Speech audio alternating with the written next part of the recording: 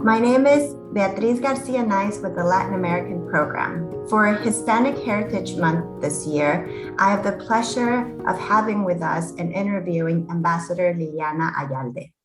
Ambassador Ayalde is a former U.S. ambassador to Brazil and Paraguay and former civilian deputy to the commander and foreign policy advisor at the U.S. Southern Command, SOUTHCOM.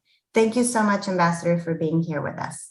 Buenos dias, Beatriz. Thank you. Thank you for the invitation. I'd like to start off by asking you a little about your background and links to Hispanic and Latino culture. Sure. I'm a proud Colombian American, born to a Colombian mother and a Colombian father, raised in a bicultural setting, very proud of my Colombian roots. At home, we spoke Spanish, so I'm perfectly bilingual and bicultural.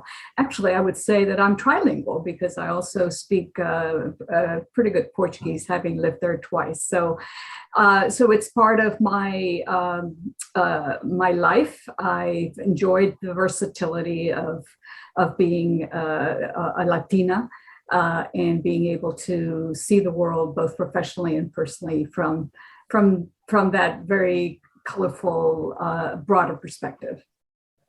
That's great. Did you come to the United States? Were you born here in the United States? So I should have mentioned that. I was born in Maryland. My father, a doctor, with his master's in public health at Johns Hopkins.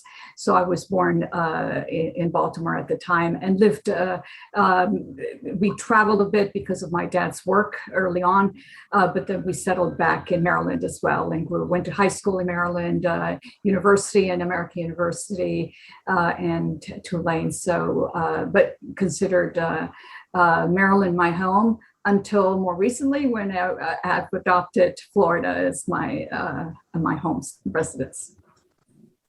That's great, Ambassador. And well, you have an impressive trajectory in foreign policy, having served as Deputy Assistant Secretary of State for Western Hemisphere Affairs at the Department of State and a Senior Deputy Assistant Administrator for the Latin American and Caribbean Bureau for the United States Agency for International Development, also known as USAID.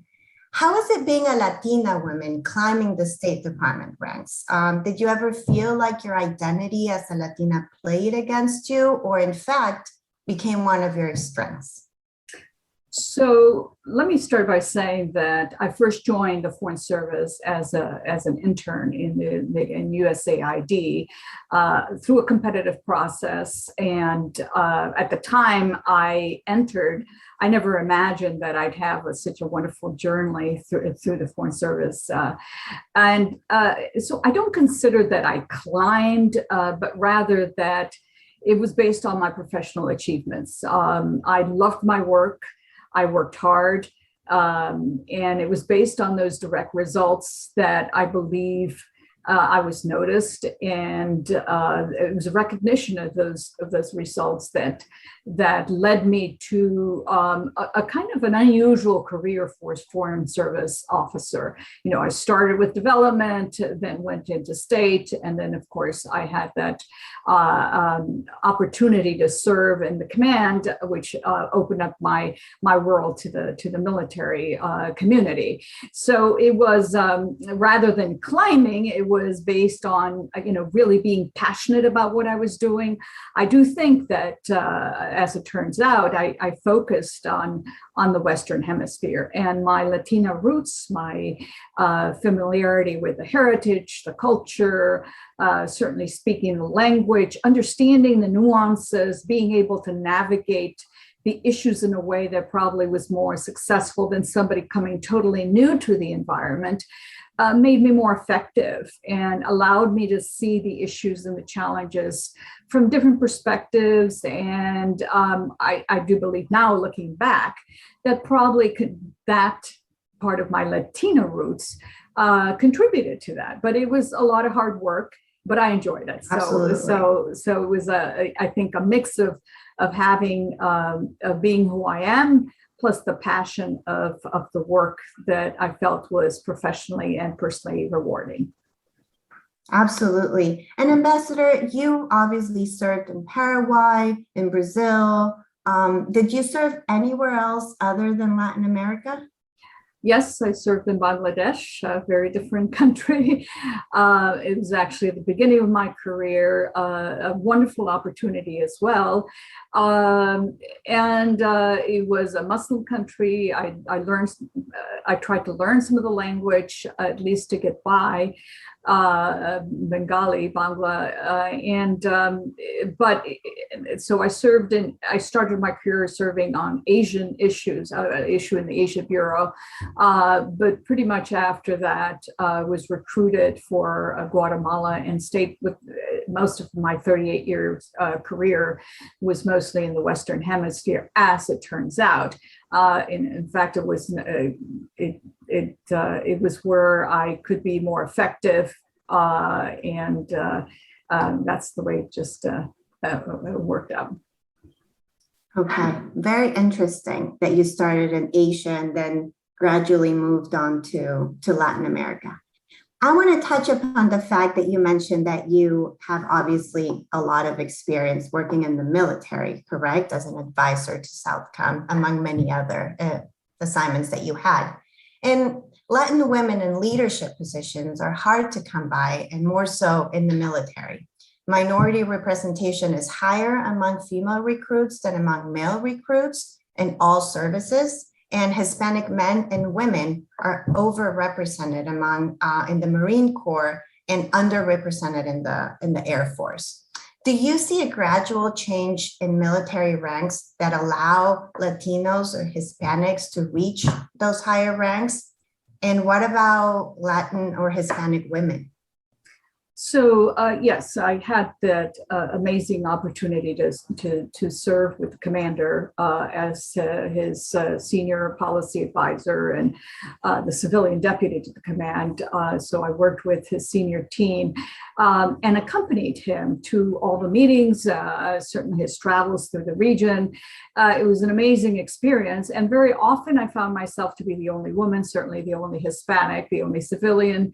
So it was a very interesting experience. And what I saw was, first of all, I recall that my first meeting, my first trip with the commander at the time was to the Mexican Guatemalan border with the NORTHCOM commander, who at the time was the first female NORTHCOM commander. So not Hispanic, but General Lori Robinson at the time. And so it was the first, interesting. And then in SOUTHCOM, looking through the various years, we haven't had a female, not even to mention Hispanic, but until now, who's just recently been nominated and confirmed, Lieutenant General Laura Richardson, who I believe will be coming in once Admiral Fowler leaves. So in per se, the women in senior military ranks as a whole has been a small percentage. But you can see this growing, and certainly there's a lot of there's the Women, Peace and Security that kind of monitors this and promotes the role of women in the military, a fabulous initiative that various countries participate in, and so we're seeing more women in the senior ranks, and in countries such as Argentina, Peru, and Colombia, we see the advances as we see them here. But when you look at Latinas, they're still lagging behind. But I'm sure that will change just as we see more women joining the senior ranks. So that too will change. We're on a positive path then. Exactly. You need role models, and I feel that regardless of your ethnicity, if you have more women, that will pull in more Hispanic leaders into the senior military ranks.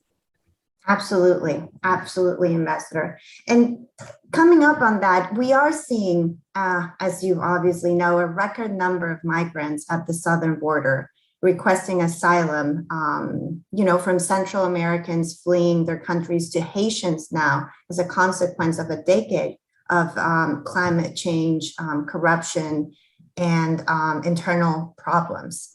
They're looking for a better, brighter future. And as a foreign policy advisor to SOUTHCOM, what are some of the major security issues that the region faces right now? Well, you've mentioned some of them, but I think what I would like to highlight is that the security challenges of the region, first of all, it's our neighborhood. So the repercussions are very quick, and there's a proximity issue there. For security challenges, there are no borders, and whether it's migration or whether it's illicit trafficking in arms, drugs, or any other illicit business, there are no borders, and there's no laws, and there's no principles, so that will happen. But what they're taking advantage of are these enabling factors, such as corruption, you mentioned it, and the fragility at times, or the weakness of some of the institutional governance, the institutions that allow this to happen, or that don't. These are factors that allow other illicit actors to take advantage of it. So, and none of these security issues are isolated. So whether we look at migration, or whether we look at illicit drugs, trafficking, or cybersecurity, these are all issues that are increasingly intertwined and very interconnected, and so it's very important to take a look at these issues in a multidisciplinary fashion, and that's where I think being Hispanic or Latina, which has the ability to look at these issues from various perspectives, is beneficial to trying to tackle it. It's just not one simple solution, but rather than a multifaceted, multidisciplinary approach to a response to these multi-generational issues at times. Exactly. It's a multi-generational issue. And as we've seen, as a result of that, is in the 2020 census, the United States Census, we see that Latinos or Hispanics are the second minority in the United States. And Latin American culture, music, history is becoming widely recognized and accepted. Still, Latinos and Hispanics face many obstacles. And in your opinion, Ambassador, what are some of the biggest challenges that our community, the Latino Hispanic community, face in the United States? And do you have any words of advice for younger generations that are coming here, or first generation Americans that are sort of battling their way up and trying to figure out their identity as dual citizens, if we may say? First of all, I think we need to be proud of our roots. I am tremendously proud, and I feel that I have an added value by being a Latina woman. So I don't think about the challenges, rather I think about what I have, the task I have in front of me. And so what my advice to the young leaders and young professionals is focus on the job that you want to get done, and let all that noise be in the background. Just get the job done. You will feel rewarded. I think you bring those extra skills that others don't have. I mean, certainly language skills, communication skills are key. And we have those different perceptions because we have been brought up with these added perspectives on life, and it's a much, if you get a Latina, you're not only looking at it from the normal everyday look, but you've got this extra perspectives, and that's fabulous. I think that that is an extra skill that people don't have. Many of us are, native speakers, I mean, what a beauty that is. And to be able to have the flexibility, the adaptability is also to be able to move from one language to another and understand the nuances that others may not be able to see. I think that we're much more successful in coming into these situations because we've had to adapt.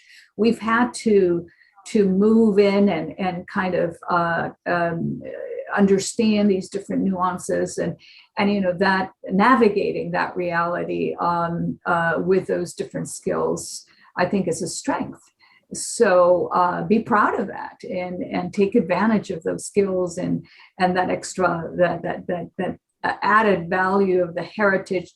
We can be more creative because it's certainly we've got more a different heritage and backgrounds that we bring to a particular issue. So I feel very proud. And actually throughout my career, I didn't think of it. I just thought of focusing on the job, doing a good job, performing well, being passionate about what I was doing, and then moving on to succeed.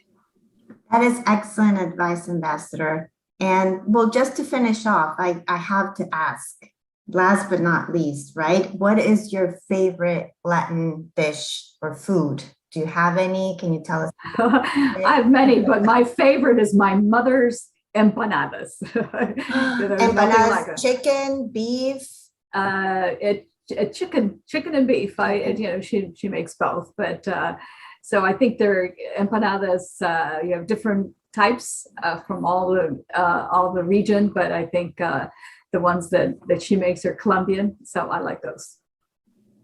Well, thank you very much, Ambassador Ayalde. This has been great having you with us, highlighting your heritage, your trajectory, and giving us fantastic advice. Thank you so much.